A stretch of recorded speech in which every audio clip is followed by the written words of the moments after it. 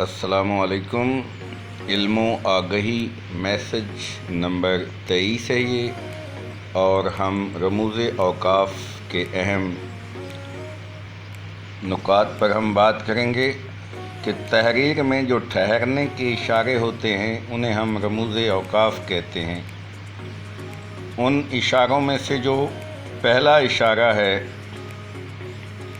اسے سکتہ کے نام سے یاد کیا جاتا ہے، اور آپ دیکھیں سکتہ کی علامت آپ کو سامنے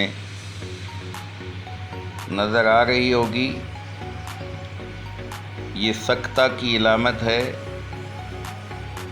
جو رموز اوقاف کی پہلی علامت ہے۔ تحریر میں یا عبارت میں، نثر میں، جہاں کہیں بھی آپ نے کم سے کم ٹھہراؤ کرنا ہو، یا دوسرے لفظوں میں ایسے سمجھ لیں کہ تحریر میں کم از کم ٹھہراؤ کے لیے جو علامت استعمال ہوتی ہے وہ سکتے کی علامت ہے، اور یہ تحریر کو بہت ہی خوبصورت بناتی ہے۔ آپ دیکھیے، مثال آپ کے سامنے ہے۔ اسلم نے کاپی، کتاب، قلم اور بیگ خریدا۔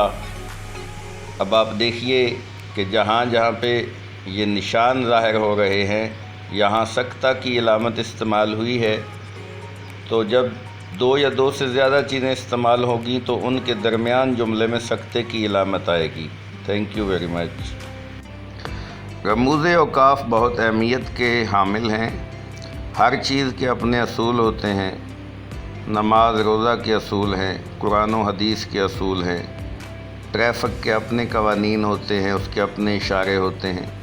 بالکل اسی طرح تحریر میں، عبارت میں، نثر میں اس کے لکھنے کے بھی کچھ اصول ہیں، کچھ قواعد و ضوابط ہیں جو اہل زبان نے بنائے ہیں، اور یہ بہت خوبصورت ہے۔ اس سے تحریر اور بھی زیادہ خوبصورت ہو جاتی ہے۔